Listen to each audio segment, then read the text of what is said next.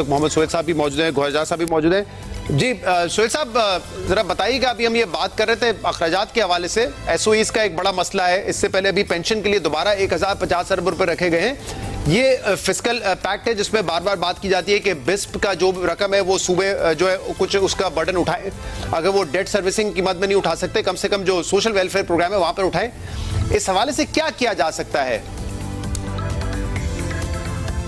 लेकिन शहजाद, जो हम बात कर रहे थे एक्सपेंसेस की और एलोकेशन की, तो आईएमएफ पाकिस्तान के साथ 20-25 साल से है और आईएमएफ की भी लर्निंग कर्व है।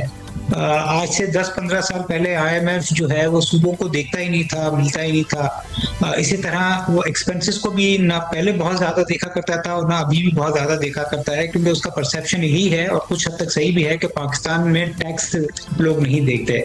तो अब हमने पिछले कोई 3-4 साल से ये चीज देखी है कि आईएमएफ जो है वो एक्सपेंसेस का भी ऑडिट कर रहा है। आईएमएफ अदलिया से भी मिल रहा है, आईएमएफ सूबाई फाइनेंस मिनिस्टर से भी मिल रहा है। तो मेरे ख्याल में ये आईएमएफ की भी ये लर्निंग है और हमारी भी लर्निंग है कि कुछ एरियाज ऐसे थे जिसको हम इग्नोर करते रहे, जिसमें एक एक्सपेंसेस का एरिया था। Although expenses to GDP Pakistan का इतना ज्यादा खतरनाक नहीं है, मगर हमें खुद पता है कि किस किस जगह पे क्या क्या लीकेजेस है। इसी तरह जो पेंशन का है, ऑल्दो कुछ काम तो इस हुकूमत ने शुरू किया है, मगर अभी भी पेंशन रिफॉर्म से बहुत काम रहता है। अब पता नहीं बजट आने वाला है, पेंशन टैक्स की बात हो रही थी।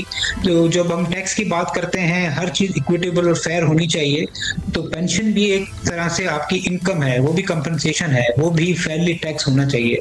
तो कुछ रिफॉर्म्स शुरू हुए हैं पेंशन पे, मगर मेरे ख्याल में मजीद रिफॉर्म्स की जरूरत है। और ये जो पेंशन का बॉम्ब है, इसको किसी ना किसी तरीके से ना सिर्फ टैक्स करने की जरूरत है बल्कि काबू करने की भी जरूरत है।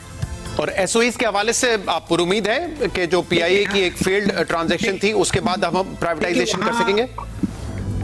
ऑप्टिमिज्म है, उसके दो रीजन है। एक ऑप्टिमिज्म ये है कि पहले तो हुकूमत क्लियर नहीं होती थी। अब जैसे पीटीआई की हुकूमत थी, उनकी कि कुछ वजीर का तो कहना था कि सरकारी इदारों को प्राइवेटाइज करने की जरूरत ही नहीं है, ये तो गोल्डन हमारे एसेट्स हैं। अब एटलीस्ट ये है कि चाहे ये मिलिट्री एस्टेब्लिशमेंट हो या हमारी रूलिंग गवर्नमेंट हो, उनकी एटलीस्ट वो जबानी तो ये एक्सेप्ट कर रहे हैं कि जो सरकारी इदारे चलाना हमारा काम नहीं है। और इसका हमने वो भी देखा है आउटकम के पीआई की एटलीस्ट एक अटेम्प्ट हुई है। मेरे ख्याल में एयर इंडिया का आप देखें तो वहाँ 3-4 अटेम्प्ट के बाद बड़ी मुश्किल से एयर इंडिया बेचा गया था। तो और मैं पुरुमीद हूँ कि जो नए मिनिस्टर लगाए गए हैं मोहम्मद अली साहब, उनके काफी कारनामे हैं। अगर आप पिछले 10-12 साल का मुआवजा करें, चाहे वो एसईसी के चेयरमैन थे, फिर आईपीपीएस कमेटी के वो सरबराह थे, तो मैं होपफुल हूँ कि शायद ये पीआईए एक ऐसी ट्रांजैक्शन होगी जो अगर अगले 12 महीने में हो जाए, ऑल्दो ये भी बहुत ऑप्टिमिस्टिक टारगेट है, तो ये पाकिस्तान के लिए विजिबिलिटी के लिए बहुत बड़ी अचीवमेंट है। ये सिग्नल होगी कि एक लॉस मेकिंग इदारा 10-20 साल से जो प्राइवेटाइजेशन के उस पर था। और हमें ये नहीं भूलना चाहिए कि देखिए मुल्क के हालात के साथ साथ कोई ग्लोबल इकोनॉमी की भी हालात अच्छे नहीं है। जब यूएस इंटरेस्ट रेट 4.5-5% होगा तो कोई क्यों किसी दूसरे मुल्क में इन्वेस्टमेंट करेगा। और ये सिर्फ पीआईए नहीं है, हम देख रहे हैं कि प्राइवेट सेक्टर में 4-5 मर्जर्स एंड एक्विजिशन की ट्रांजैक्शन है वो नहीं हो पा रही हैं।